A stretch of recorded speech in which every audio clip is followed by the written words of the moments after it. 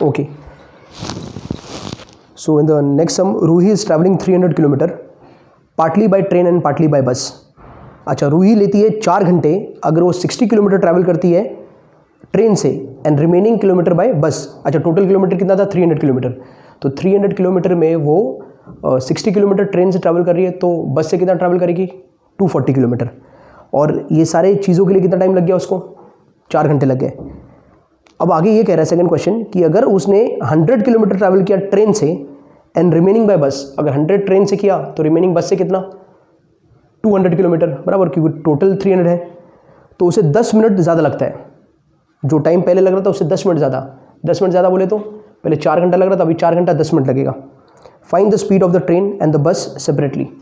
तो यहाँ पर आते हैं हम लोग अज्यूम कर लेते हैं कि speed of the train is x kilometre per hour and speed of the bus is y kilometre per hour.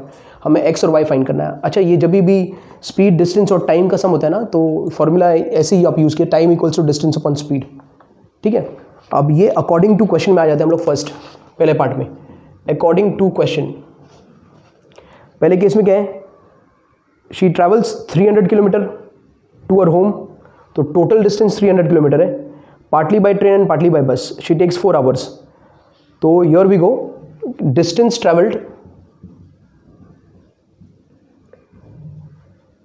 Bye train is equal to 60 kilometre and distance travelled by bus is equal to, total कितना था? 300 kilometre. 60 किसका हो गया? Train से हो गया. तो बचा कितना? 240 किलोमीटर वो बस से ट्रैवल कर रही है. बताइए समझ में. तो इसमें क्या दिया है? टोटल टाइम कितना ले रही है वो? कितने लग गए उसको? 4 घंटे लग गए. तो total time taken is equal to 4 hours. अब ये जो टोटल टाइम है, ये time taken by train plus time taken by bus, time taken by train plus time taken by bus is equal to 4 hours. अब time क्या होता है? Distance upon speed, बराबर. टाइम क्या होता है? Distance upon speed. तो टाइम टेकन बाय ट्रेन क्या होगा? Distance travel by train 60 upon speed by train. Speed of train कितना है? x है, तो 60 upon x. Time taken by bus क्या होगा? Time taken by bus is distance of travel by bus upon speed. Distance travel by bus कितना है? 240. Speed of बस कितना है? y is equal to 4. अब यहाँ पर हमने अगर पूरे इक्वेशन को 4 से डिवाइड कर दिया, रिड्यूस कर दिया इसको, बराबर, तो थोड़ा इजी हो जाएगा. तो 4 से इसको डिवाइड करके कितना आएगा? 15 अपॉन x, बराबर. You divide this by 4, it will come as 4 6 60 upon y is equal to, और 4 से डिवाइड किया इधर तो 1. तो दिस इज योर इक्वेशन 1. ठीक है. अभी अकॉर्डिंग टू क्वेश्चन, ये सेकेंड पार्ट में भी वही बोल रहा है. अगर उसने 100 किलोमीटर, तो distance travelled by train now is equal to 100 kilometre. तो डिस्टेंस ट्रैवल्ड बाय बस कितना हो जाएगा? 200 किलोमीटर, क्योंकि टोटल डिस्टेंस क्या है घर का उसका? 300 किलोमीटर. तो अब टोटल टाइम क्या हो गया? Total time is equal to 4 hour plus 10 minute. 4 hour plus 10 minutes. अब इसको पूरा कन्वर्ट करना है 4 आवर 10 मिनट को. तो यहाँ पर देख लो, 4 आवर, तो 4 प्लस और 10 मिनट को कैसे लगे? 10 अपॉन 60 मिनट्स आवर्स.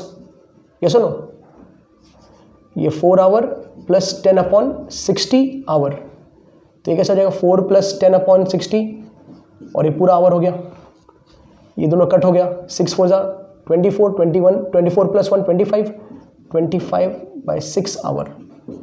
तो ये 4 आवर 10 मिनट दोनों अलग अलग यूनिट में है, बराबर, टाइम का. तो उसको सेम में करना पड़ेगा. तो इसको पूरा बना रहे हैं हम लोग क्या? 25 अपॉन 6 आवर. तो टोटल टाइम टेकन 2 पार्ट में डिवाइड है.